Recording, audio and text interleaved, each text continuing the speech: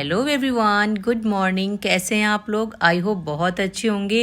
और फ्रेंड्स, कैसी चल रही है आप सभी की तैयारियां? पढ़ाई हो रही है या नहीं हो रही है? क्योंकि मैं तो उठ चुकी हूं और मेरे दिन की शुरुआत भी अर्ली मॉर्निंग हो चुकी है। 4 o'clock पे मैं उठी थी और उठने के बाद थोड़ी बहुत मैंने एक्सरसाइज किया था, लाइक जो भी हल्की फुल्की होती है, ताकि अपनी बॉडी को थोड़ा सा वार्म कर सकें। देन इसके बाद में मैं नहा धो के आ गई थी पढ़ने के लिए। आज मैंने सुबह ही नहा लिया था, क्योंकि कभी कभी होता है कि मन करता है कि अगर कुछ जैसे कपड़े वगैरह नहीं होते हैं धुलने के लिए, तो लगता है कि चलो सुबह सुबह नहा लो, ताकि पूरे दिन आप आराम से रहोगे, फ्री रहोगे। और जो सबसे जो झंझट वाला काम होता है फ्रेंड, वो नहाना धोना ही होता है। क्योंकि जब नहाने जाते हैं तो बहुत सारी जो चीज़ें होती हैं वो पहले करनी होती है, दिन इसके बाद ही नहाना होता है, क्योंकि घर के काम भी होते हैं। सो मैंने सोचा चलो आज मैं पहले ही नहा लेती हूँ। और बेटी भी यहाँ पे सो रही थी और नहा धो के मैं बैठ गई थी यहाँ पे पढ़ने के लिए। और अभी जो है वो मैं करंट अफेयर पढ़ूंगी।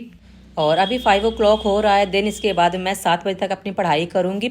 सबसे पहले 1 घंटे का जो सेशन होता है वो अटेंड करती हूँ। देन इसके बाद में उसकी जो डाउनलोड PDF होती है वो उसको डाउनलोड कर देती हूँ और इसके बाद उसका रिवीजन उसी टाइम पे कर लेती हूँ। देन इसके बाद मेरा जो टाइम होता है किचन में आने का, क्योंकि 7 बजे के बाद में फिर मैं मेरे घर के काम शुरू हो जाते हैं, खाना पीना वगैरह ये सारी चीज़ें जो होती हैं वो करनी होती हैं।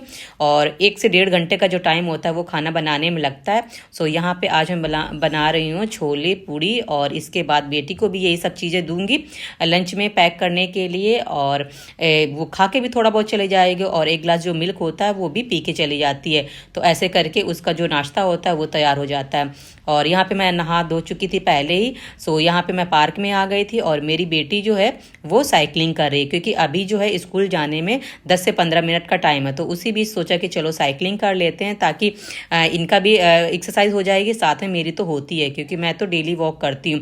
बीच में कभी कभी स्किप हो जाता है, वरना तो मैं डेली ही करती हूँ।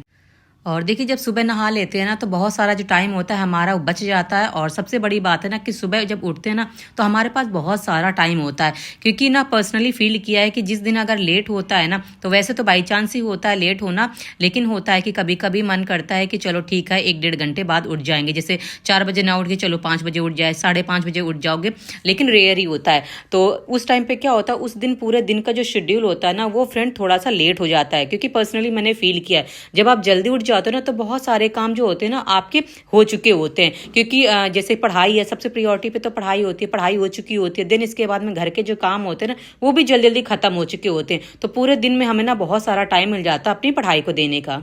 तो सुबह सुबह उठने के बहुत सारे फ़ायदे होते हैं, जिनमें से मेरा जो फ़ायदा होता है, पढ़ाई और घर के काम बहुत जल्दी हो जाते हैं और सारी जो चीज़ें होती हैं ना बहुत अच्छे से मैनेज हो जाती हैं। पूरे दिन का जो शेड्यूल होता है बहुत अच्छे से हो जाता है। और यहाँ पे मैं अब ज्योग्राफी का रिवीजन कर रही हूँ, और साथ में फिर मैंने यहाँ पे अक्षांश और देशांतर रेखाएं जो थी उनका रिवीजन मैंने यहाँ से क्लास 6 की ये NCERT है वहाँ से कंप्लीट कर लिया था। और देखिए, मेरे पास में एक व्यूवर का कमेंट आया हुआ था कि जैसे कि उन्होंने सब कुछ पढ़ लिया है लेकिन अभी भी उनको डर लग रहा है। तो देखिए फ्रेंड, ये तभी होता है ना जब आप उसका रिवीजन नहीं करते हो। मल्टीपल टाइम रिवीजन करो। जब भी आपको दिन में जितनी भी बार आपको टाइम मिल जाए ना, भले ही जिस टाइम पे जहाँ पे जो चीज़ें आप भूल रहे हो ना वहाँ पे तुरंत बुक उठा के देख लो जो चीज़ आप भूल रहे हो, तो ऐसे करके रिवीजन कर लीजिए। और सबसे बड़ी बात है ना, अगर बेसिक स्ट्रांग नहीं है तो भी चीज़ें प्रॉब्लम करती हैं। तो बेसिक स्ट्रांग करने के लिए भी आप ना जैसे कि NCERT है वहाँ से थोड़े जो कॉन्सेप्ट है वहाँ से पढ़ना शुरू कर दीजिए। क्योंकि अभी भी जैसे टाइम है तो आप इन सब चीज़ों की ना रीडिंग लगा सकते हो और इनके जो शॉर्ट नोट हैं वो बना सकते हो। क्योंकि ना शॉर्ट नोट बनाने से ये फ़ायदा होता है ना कि जब भी आप रिवीजन करोगे ना, वो आपको कॉन्सेप्ट जो मतलब कि एक जो होता है ना सीरीज में जो कॉन्सेप्ट होता है वो आपका चलता चला जाता है और एडवांस लेवल की जो चीज़ें होती हैं वो समझ में आ जाती हैं। सो फ्रेंड्स, अभी मैंने ज्योग्राफी का रिवीजन किया है और घटना चक्र से भी किया है। साथ में अगर कुछ कॉन्सेप्ट मुझे क्लियर करना है वो मैंने NCERT से भी किया है, जैसा कि मैंने अभी आपको दिखाया है। और जैसे कि इसमें जो चैप्टर है ना अक्षांशी विस्तार और साथ में देशांतरी विस्तार, तो मैंने इसको ना ये NCERT से कवर किया। ये क्लास 6 के NCERT है।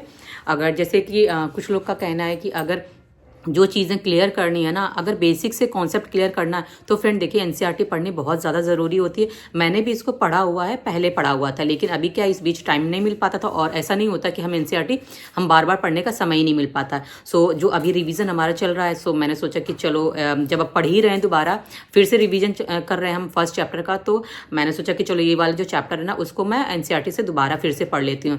सो मैंने उसको अच्छे से रीड कर लिया है और जो बेसिक कॉन्सेप्ट होते हैं उसको ना इसमें बहुत अच्छे से समझा रखा है। तो अगर आप लोग भी जैसे कुछ चीज़ें होती नहीं समझ में आ रही होती हैं, अगर बेस अगर आपको फाउंडेशन आपको स्ट्रॉन्ग करना है ना, तो एनसीईआरटी सच में बता रही है, पढ़ना शुरू कर दीजिए। और ऐसे मत पढ़िए जैसे जो चैप्टर आप पढ़ रहे हो ना वही, जैसे अभी जैसे मैंने घटना चक्र से ये लगा रही थी, जो प्रैक्टिस करना था वो मैं कर रही थी। अगर उसी चैप्टर को ना आपको पढ़ना है तो वो एनसीईआरटी से पढ़ लीजिए। ऐसा मत करिए कि क्लास 6 की पढ़ रहे हैं, क्लास 7 की पढ़ रहे हैं, ऐसा नहीं करना। चैप्टर वाइज जो भी है, जो हमारे सिलेबस में चैप्टर है, बस हमको उसी का रिविजन करना है और उसी की प्रैक्टिस जो है वो घटना चक्र से कर लेना है। अगर कोई चीज़ें हैं जिसे नहीं समझ में आती हैं तो वो आप एनसीईआरटी से कर सकते हो। लाइक मैंने भी, जैसे मुझे पढ़ना था ये वाला चैप्टर, तो मैंने भी क्या किया ना, इसको मैंने एनसीईआरटी से भी पढ़ लिया दोबारा।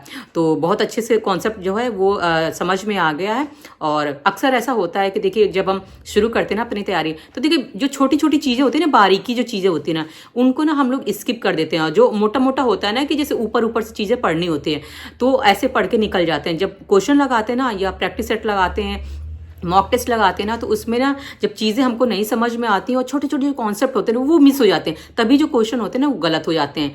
तो ऐसे ना बेसिक है, ये सब चीज़ों का फाउंडेशन तो होता है। ये चीज़ें आपको ना बताने की ज़रूरत नहीं है, बहुत सारे लोग पढ़ते भी होंगे, पढ़ भी चुके होंगे। लेकिन होता है ना कि जैसे कि अब हमें चांस मिला हुआ तो हम एक बार और रीड कर सकते हैं। तो बहुत अच्छे से इसमें कॉन्सेप्ट दिया हुआ है। और देखिए क्लास 6 की है, और ये क्लास 6 की ऐसा नहीं है कि जो जैसे क्लास 6 में सिर्फ छोटे बच्चों के लिए ही, जैसे छोटे बच्चे हैं, अब इसको ना इजी तरीके से ना समझ भी नहीं पाएंगे। अगर कोई टीचर अच्छे समझाएगा नहीं ना, तो बच्चे समझ में भी नहीं पाएंगे। तो इसको भी ना जैसे कि बहुत अच्छे से जब आप समझोगे, खुद में ये सब चीज़ें ना डायग्राम वगैरह बना बना के एनालिसिस करोगे, तभी चीज़ें ना बहुत अच्छे से और क्लियर होंगी। मैं भी यही करती हूँ, जब मुझे मौका मिलता है ना, जैसे मुझे लगता है कि ये चैप्टर मुझे कंप्लीट कर लेना चाहिए, तो मैं एनसीईआरटी से देख लेती हूँ। कोई भी सब्जेक्ट हो, लाइक हिस्ट्री भी हो या साइंस हो, कुछ भी हो, जो मुझे एनसीईआरटी से लगता है कि इसको पढ़ लेना चाहिए, मैं वहाँ से पढ़ लेती हूँ। और यहाँ शाम का टाइम हो रहा है और शाम को मैं अपनी बेटी को भी पढ़ाती हूँ। सो यहाँ पे वो अपना होमवर्क कर रही हैं। इसके बाद में जो भी मुझे इनको समझाना होगा वो सब चीज़ें मैं समझाऊंगी, क्योंकि इनके एग्ज़ाम भी नज़दीक आने वाले हैं। बस फैब में, अभी लास्ट फैब से स्टार्ट हो जाएंगे। सो चलिए फ्रेंड्स, इस वीडियो को यहीं पे एंड करते हैं और मिलते हैं नेक्स्ट वीडियो में।